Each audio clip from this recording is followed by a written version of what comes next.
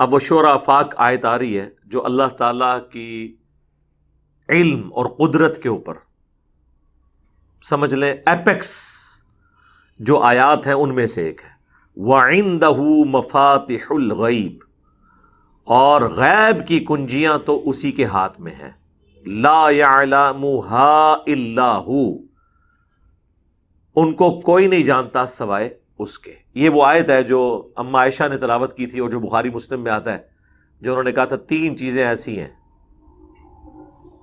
کہ اگر ان کی کوئی بات کرے تو سمجھ لو وہ اللہ اور اس کے رسول پہ جھوٹ باندھنے والا ہے. ایک یہ کہ اللہ کے نبی غیب جان لیتے تھے، اور پھر انہوں نے کہا کہ قرآن میں یہ آیت پڑھ کے دیکھ لو کہ وَعِندَهُ مَفَاتِحُ الْغَيْبِ لَا يَعْلَمُهَا إِلَّا هُ، اور دوسرا کہ نبی علیہ السلام نے شب معراج اللہ کو دیکھا تھا، اور تیسرا نبی علیہ السلام نے کچھ باتیں اللہ کی بیان کی ہوئی چھپا لی اور نہیں پہنچائی ہوئی، جسے وہ یہ اکثر لوگ کہتے ہیں علم لدنی، خاص بندیاں نو دسیاں نے.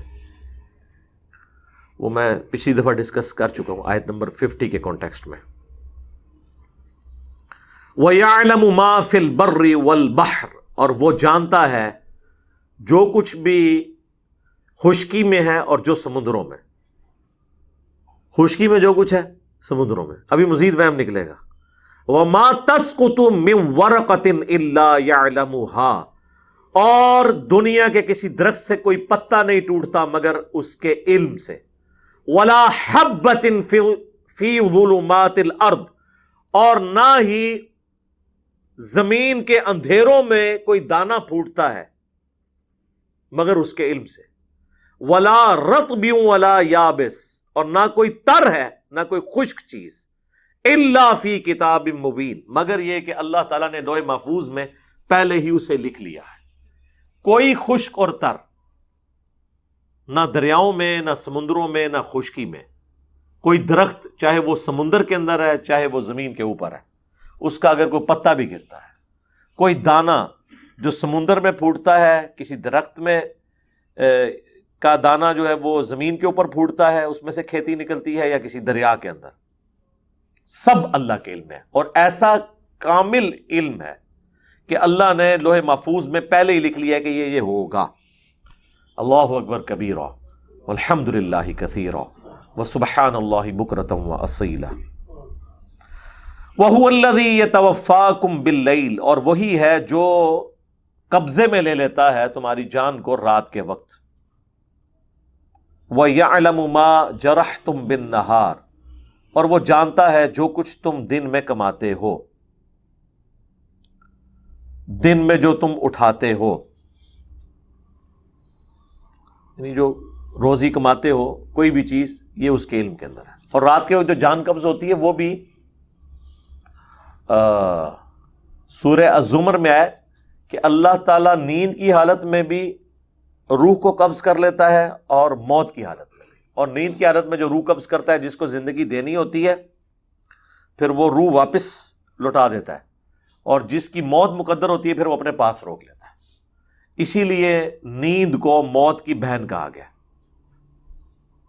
بخاری مسلم میں جو رات کو سوتے وقت کی دعا ہے وہ کیا ہے؟ اللہم بِاسْمِکَ اموت و احیا، اے اللہ میں تیرے نام سے جیتا اور مرتا ہوں، یعنی زندہ ہوتا ہوں اور جاگتا ہوں.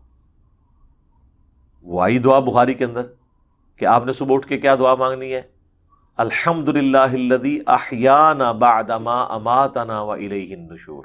تمام تعریفیں اس اللہ کے لیے ہیں جس نے مجھے زندہ کیا مرنے کے بعد، اور پلٹ کر اسی کی طرف جانا ہے. یعنی موت بھی ایک طرح کی، یعنی نیند جو ہے وہ موت کی ایک طرح کی قسم ہے.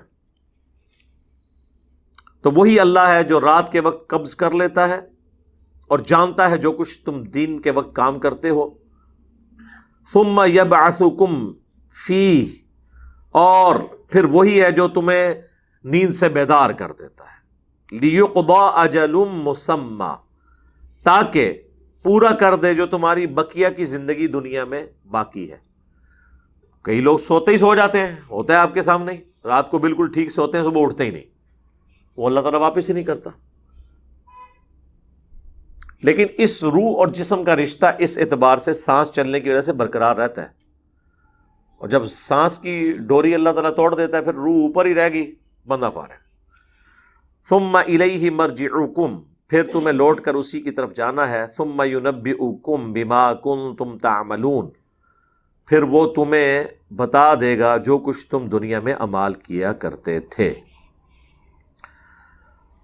اللہم حاسبنا حسابا یسیرا، اللہم اعنا علی ذکرک و شکرک و حسن عبادتک، آمین۔